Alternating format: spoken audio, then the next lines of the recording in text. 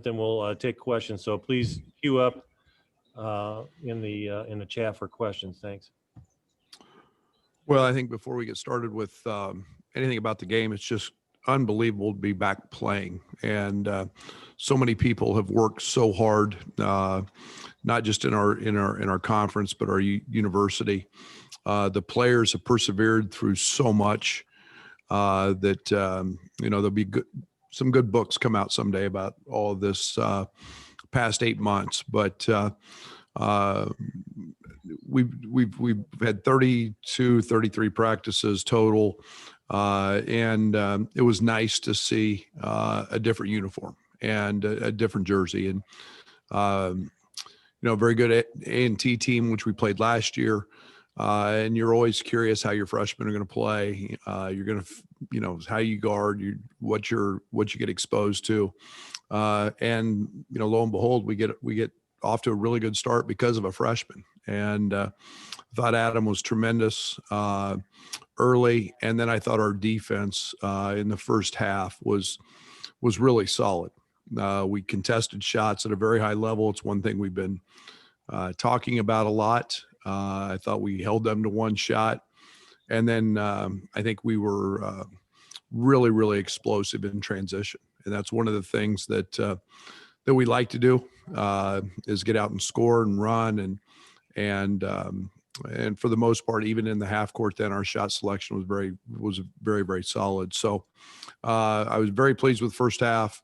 And then as we got into the second half, we continued that pace and that tempo and we're able to establish Kofi a little bit to start the second half. But all in all, good opener. Freshman got their feet wet, got a lot of experience, and now we get to go do this again tomorrow and against a new opponent who will throw something different at us, and we're excited for that challenge.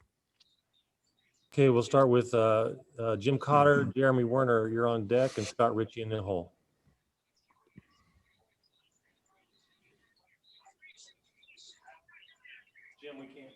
Jim, we can't hear you.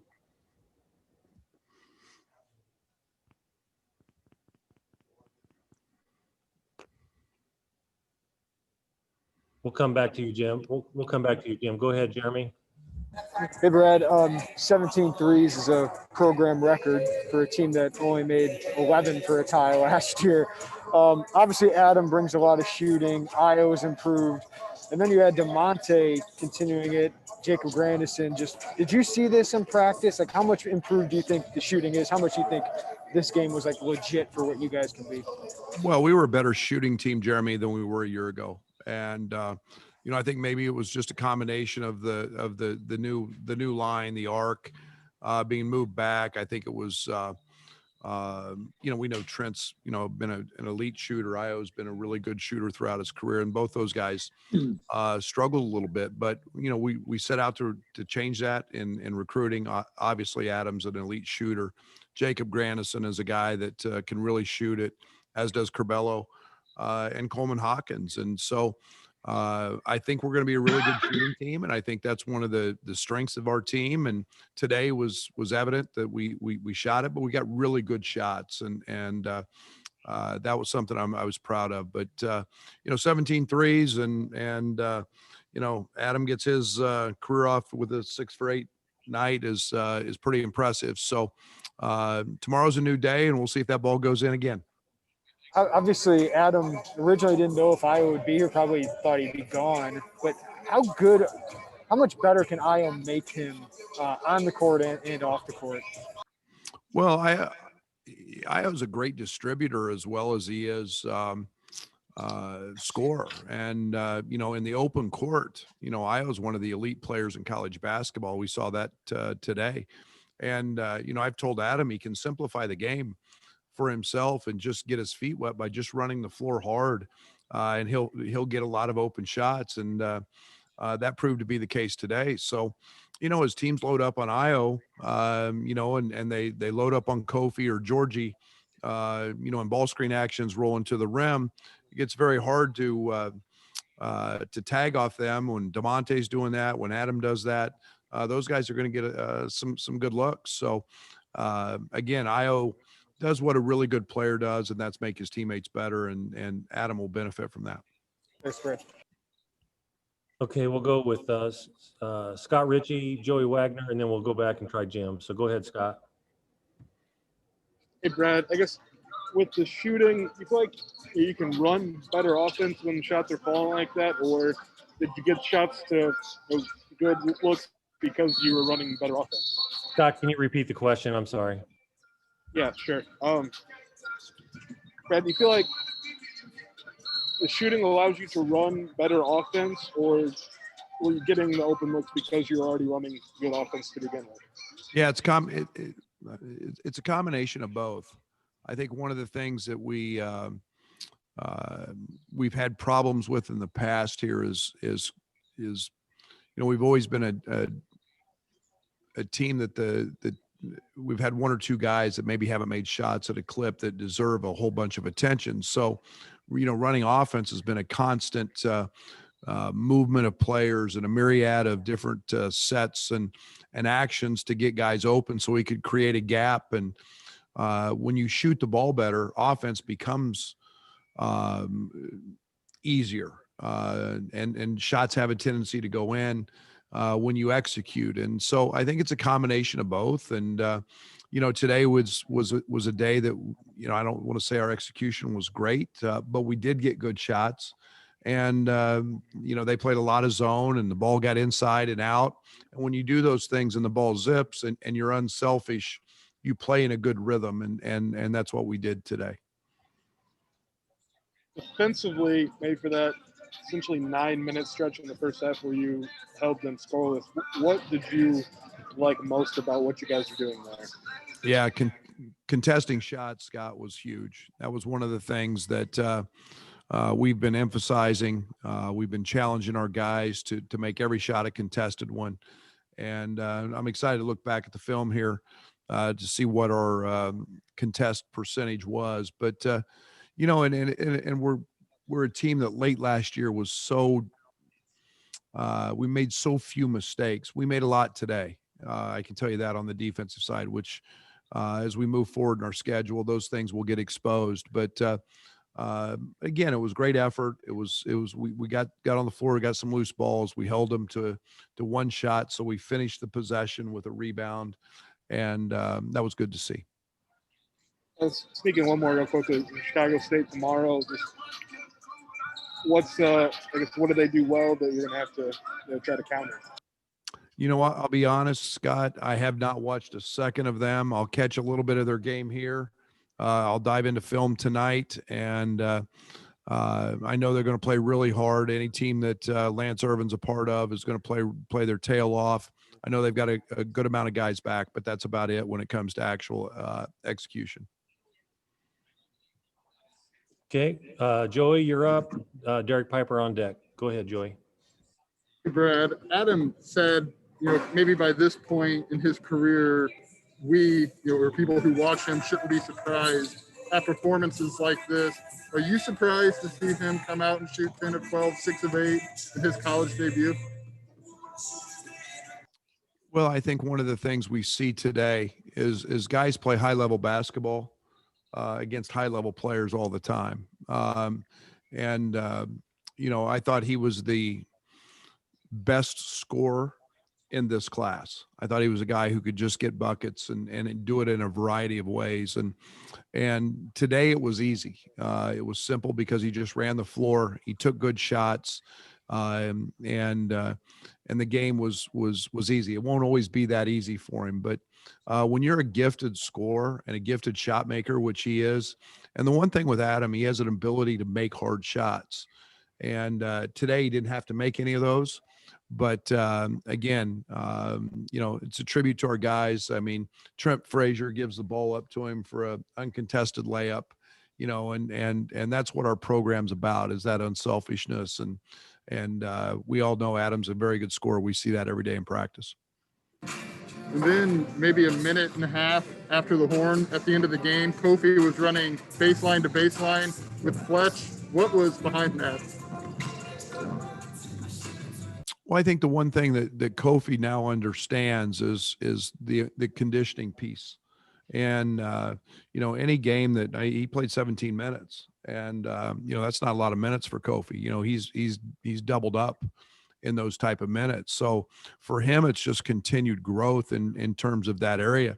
And it's not me making him do that. That's all voluntary. That's Kofi wanting to make sure he's got improved stamina and improved conditioning, and he knows what really good players do in terms of work, and that's all to the maturation and growth of Kofi mentally. A year ago at this time, I can promise you it was like pulling teeth to get him to do that. Now he's volunteering and wants to become great, and conditioning is a big part of his game. Thanks, Brad. Hey, Derek Piper, you're up. Matt Stevens on deck. Go ahead, Derek. Head coach DeMonte stuffs the stat sheet today. He's now made 11 of his last 23s going back to last year. I know you've always loved what he's brought to the table, but what's clicked for him? What's his evolution been offensively?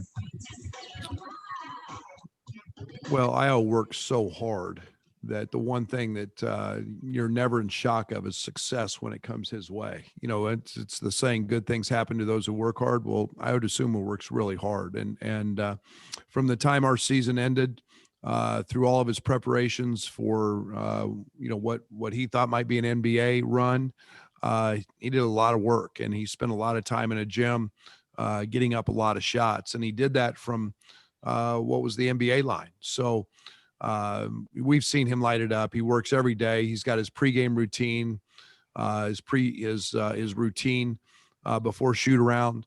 That young man gets a lot of shots up, and he took good shots today. And you put that jump shot with his explosiveness and transition, and he becomes a pretty lethal player on that end. All right, Coach, I know we got some music going in the background. I was actually asking about DeMonte and what he's bringing to the table offensively. Sorry about that. I didn't hear that. But, well, again, another guy who's worked extremely hard. And, it's great to see DeMonte. My confidence has never wavered 1 second in DeMonte. And we see him make shots all the time in practice. And he's such a willing passer. And, he leads us in about every defensive. He and Trent lead us about every defensive category every single day in practice.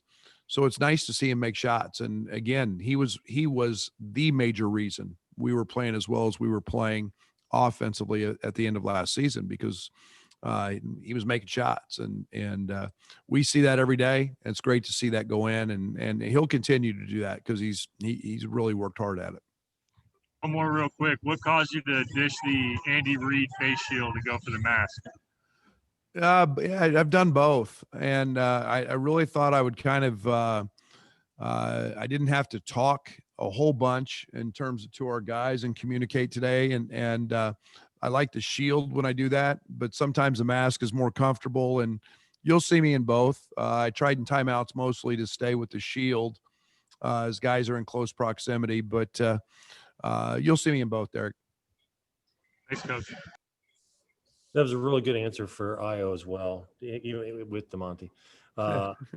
Matt Stevens, you're up, and then Anthony on deck. Go ahead, Matt. Kind of answered my IO question. So I'll just kind of ask you, Brad, about the defensive end of the floor. And if you thought this team would be at this level, on, November 25th, that's pretty rare to go 9 minutes without holding a team scoring no matter who it is. Are you surprised that they're at this level right now, or that they're at this tier right now defensively in the season opener? Well, like I said, I was pleased with today. We'll see what tomorrow brings in terms of everybody's execution level on the offensive ends at different places. And again, I'm really pleased with the two areas we've really tried to emphasize, and that's contesting shots and then limiting teams to one shot. And if we can do that, we've proven in the past that we can be a really, really good defensive team. And, one of the things that we're striving to be is the best defensive team in the country. And that's not easy. That doesn't happen every single night. Sometimes guys make hard shots, and we've got to be able to have some grit and fight. And I was really pleased with that in the first half. Thanks, Brad. I appreciate it. That's all I got. Okay, Anthony, go ahead. We'll wrap this up with Anthony. Go ahead. Hey, Coach, you mentioned yesterday one of the reasons you were really looking forward to see your team play a different jersey is maybe identifying some possible weaknesses. Obviously, big win on the scoreboard, but did you see anything in terms of weaknesses that stuck out to you or something you guys are going to be focusing on the next couple of days? Yeah, I could answer that question better in a couple hours after I watched the film. We didn't have to get real dialed in execution wise on the offensive side. I always worry about that. I thought that we did have some plays where guys were in the wrong spots and kind of cut on top of somebody. We got to clean those things up from an execution side, and then defensively. I was there in the second half. There was a stretch where we had a couple late closeouts, gave them back-to-back threes, and you can't do that in Big Ten play, and those were mistakes. And DeMonte and Io blew a switch that two veteran guys should never make, and make that mistake. So, those are the subtle things that we've got to clean up, and we'll bring that to our guys' attention. When we meet in the morning again, and see if we can be better tomorrow. Thanks, Coach. We got one more question from Jeremy. Go ahead, Jeremy. Hey, Brad, I just want to follow up. I know you're so focused on your job when you get in here, but there's so many thousands of people who would like to have been here today. What was that experience like for you this first time? I know you're excited to play, but it just wasn't the same, and there are a lot of different things. What was that like? It's really funny because I never come out before games, and I came out about 70 minutes before the game, and I had to just look at it, and I didn't want to be surprised or shocked when I walked out right before the game, because me, I love letting the Orange Krush have it and getting them going and waving to them and dapping up the scorers table. And man, that's such a thrill, and it's so exciting, and it's you just get that juice going. And then at the end of the game, Io and Trent were down there talking, and I said, how'd it feel? And Io goes, I didn't notice any difference. I just saw a different colored uniform. And Trent said the same thing. So, you get, the players get so into that moment that they, they're just kind of in the moment. Everything around them becomes kind of quiet. I miss it. I'm used to 15,000 screaming and it being loud. I love everything loud. So it's different, but it's we got, especially when you got the best fan base in the country. So, I hope sooner than later we're back in that position where every seat's filled. And in the meantime, we'll have to grow accustomed to, what is now our new norm, I guess. Do you wait to come out because of the fans, or why do you usually do that? All right, that'll wrap up our press conference today. Appreciate it, Coach. I know the second game's about ready to start. So thanks, everyone. Thank you. See you, Ken.